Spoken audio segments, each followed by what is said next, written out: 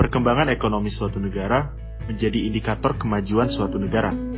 Namun, kerap kali perkembangan ini berdampak terhadap turunnya kualitas lingkungan hidup dan kesejahteraan masyarakat, sehingga diperkenalkanlah konsep economic sustainability.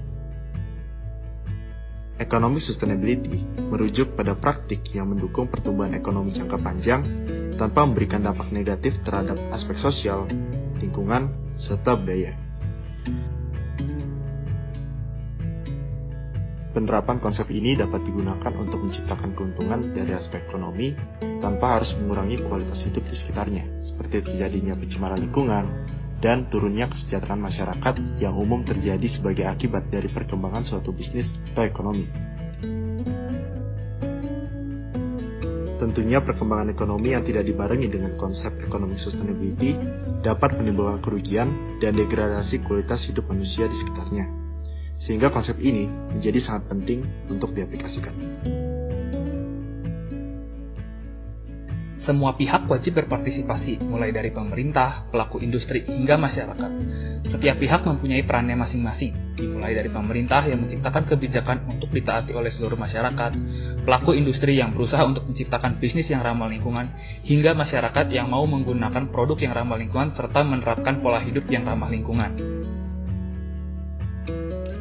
Sebagai seorang materials engineer, kita dapat berperan dalam economic sustainability dengan mengaplikasikan ilmu yang telah kita miliki untuk menyelesaikan berbagai permasalahan, seperti waste management and reduction, renewable energy raw material sourcing, packaging, dan materials recycled and reuse.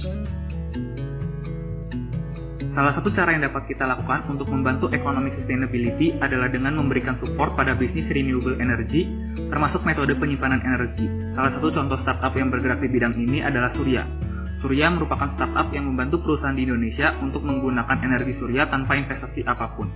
Surya menyediakan studi kelayakan investasi, manajemen instalasi, operasi dan pemeliharaan secara berkala dengan menyediakan skema sewa bagi pemilik tetap untuk menikmati penghematan listrik tanpa investasi. Selain itu, kita juga dapat mengurangi limbah dari proses manufaktur serta mengolahnya. Salah satu contoh startup yang bergerak di bidang ini adalah Waste for Change. Waste for Change merupakan startup yang didirikan oleh Muhammad Bijaksana Junierosano, lulusan Teknik Lingkungan ITB 2006, yang menyediakan solusi pengelolaan sampah yang bertanggung jawab.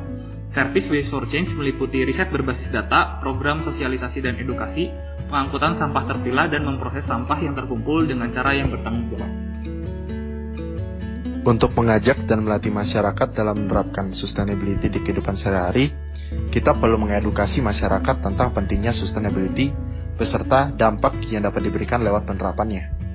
Selain itu, langkah ini dapat dimulai dengan mulai beralih menggunakan produk yang diproduksi oleh perusahaan yang menerapkan ESG, dan mulai untuk melakukan sustainable lifestyle di kehidupan kita sehari-hari.